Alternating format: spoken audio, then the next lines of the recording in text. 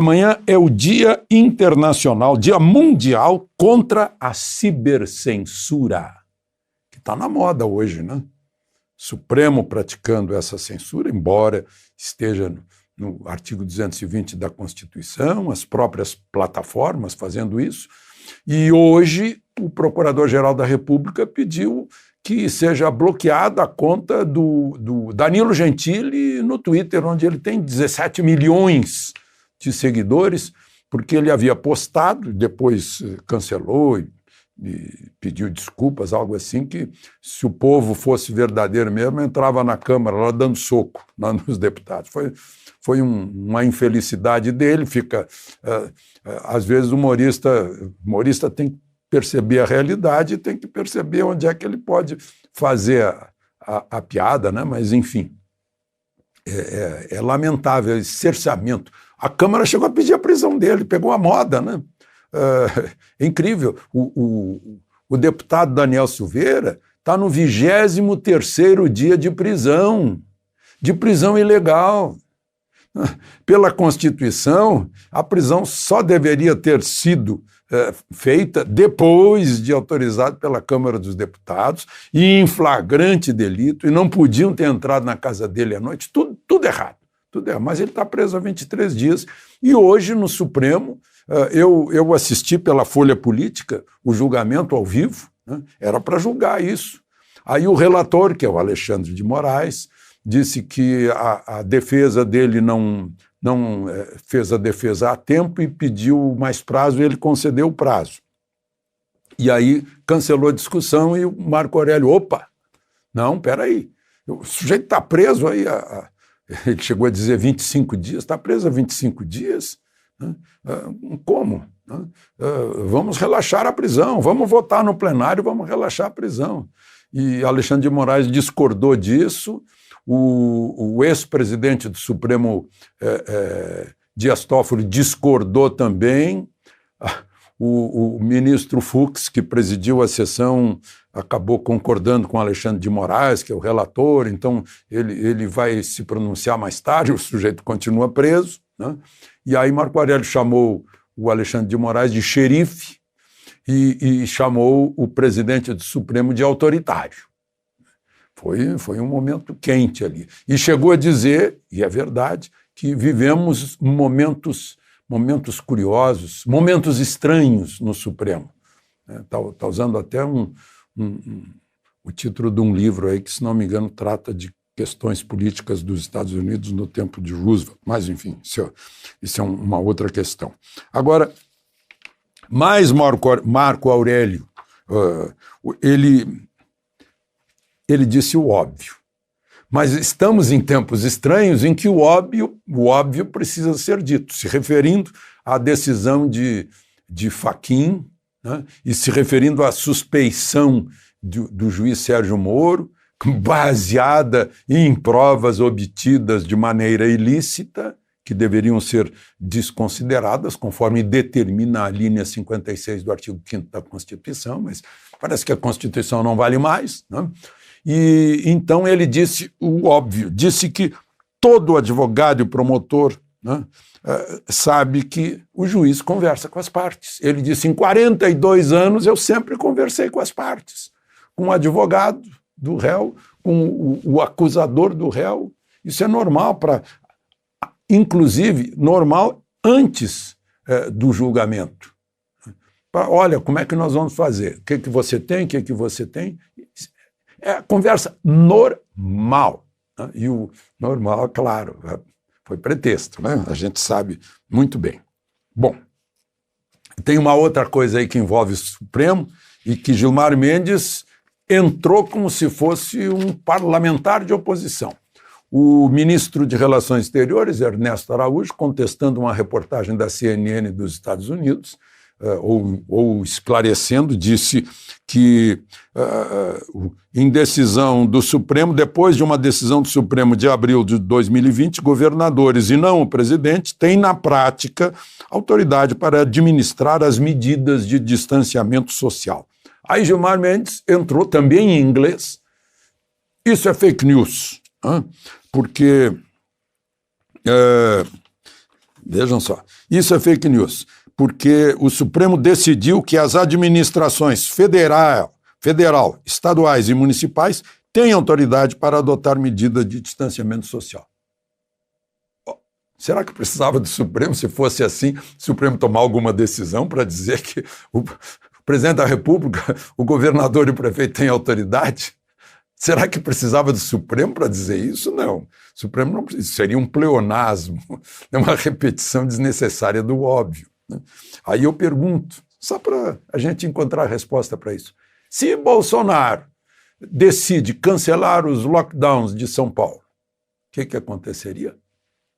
Tá. Vocês já têm a resposta. Bom, falei em Bolsonaro, hoje fez 800 dias de governo e ele está lá, né, forneceu 20 bilhões para vacina, auxílio de emergência deu 293 bilhões para 68 milhões de pessoas, quase isso, 115 bilhões para a saúde nos estados, 2,75 bilhões para 20 mil leitos de UTI, 345 milhões de proteção individual dos serviços de saúde, 35 mil ventiladores, 18 milhões de doses de vacina. Pois é. Agora deixa eu contar uma história para vocês. Eu acho que eu mencionei outro dia que eu estava fazendo meu check-up anual, que não foi anual por causa da Covid, virou um check-up de 20 meses depois, algo assim. Terminou o check-up outro dia e o clínico, cardiologista clínico que conduz tudo, meu amigo, grande médico, comentando comigo os resultados da tomografia com contraste do coração, artérias e tudo, né? Me disse o seguinte: olha, você está com uma válvula que está com um pouquinho de cálcio. Esse cálcio tira um pouquinho da flexibilidade da válvula, ela passa a ter alguma dificuldade para trabalhar. Não tem cura cientificamente, mas estamos usando a vitamina K2. Não está cientificamente comprovada, mas estamos usando, né, e está dando resultado. Vamos usar? Claro que vamos usar. Esse assunto é incontroverso, não tem controvérsia sobre isso. O uso da vitamina K para isso, que eu acho que grande parte dos clínicos do coração estão usando isso, né? E por que não tem controvérsia? Porque não foi politizado. Aí não tem controvérsia, pode usar a vitamina K2, não tem problema, não foi politizada, como a ivermectina, né? Aí eu vejo, num grande jornal de São Paulo, a notícia de um homem de 36 anos de Natal, Gerdson Damasceno, o nome dele, e conta a história de que ele achou que fosse uma gripe, e fez exame, fez teste, deu negativo, ficou esperando. Segundo o relato do primo dele, no 11º dia, ele começou a tomar ivermectina. E aí, depois disso, ele foi internado, foi para a UTI, foi entubado e morreu. Aí, o jornal mostra que a ivermectina não adianta nada. Isso é desinformação, isso é desonesto, isso é falta de ética. Porque a administração da ivermectina é nos primeiros dias. Quando a pessoa está sentindo o primeiro sintoma, e recém fez, não precisa nem fazer o teste, já começa a tomar, depois faz o teste e não pode perder tempo. No 10º dia, a pessoa já está entrando na fase 2, aí é outra medicação, né? Então, por favor, se informe com seu médico de confiança a respeito disso, né? Porque aí foi caso de, em vez de aproveitar e informar o certo, né, uma pessoa que estava desinformada acabou pagando com a vida, porque pensou que podia usar em qualquer fase, né? Recebeu a informação errada também. Então, muito cuidado. Siga a orientação do seu médico, né? E ao primeiro sintoma, procure o médico. Não espere em casa. Esse é o problema. não se pode dar tempo a esse vírus que é muito rápido para chegar no pulmão, né? E o tratamento inicial evita que ele replique, que ele se multiplique. É isso, né? Eu vejo isso todos os dias, eu estou contando porque eu vejo isso todos os dias, minha mulher tratando pacientes desse jeito. Bom, só para mostrar, né, as pessoas... Meu Deus, eu vejo o noticiário, somos os campeões em mortes, parece... É ato falho, porque a pessoa parece que está festejando morte, parece que era isso que estava querendo, né, para poder culpar o governo federal.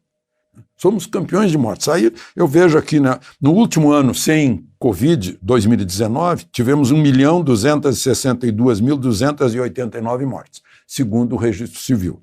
Dá uma média de 3.458 por dia. Nesse ano de Covid, a gente está com a média de 730 por dia, né? É muito alto, é muito alto. Mas não dá para a gente festejar a morte, né, com manchetes, como se fosse uma vitória de alguém. Bom, e por último, eu queria mencionar aqui que o governador de São Paulo perdeu mais uma, né? Ele estava torcendo, ele queria tirar o Aécio Neves do partido. Propôs a expulsão do Aécio Neves numa reunião de cúpula lá em São Paulo do PSDB. E o Aécio agora está entrando como presidente da Comissão de Relações Exteriores da Câmara dos Deputados, uma comissão muito importante. De Brasília, Alexandre Garcia.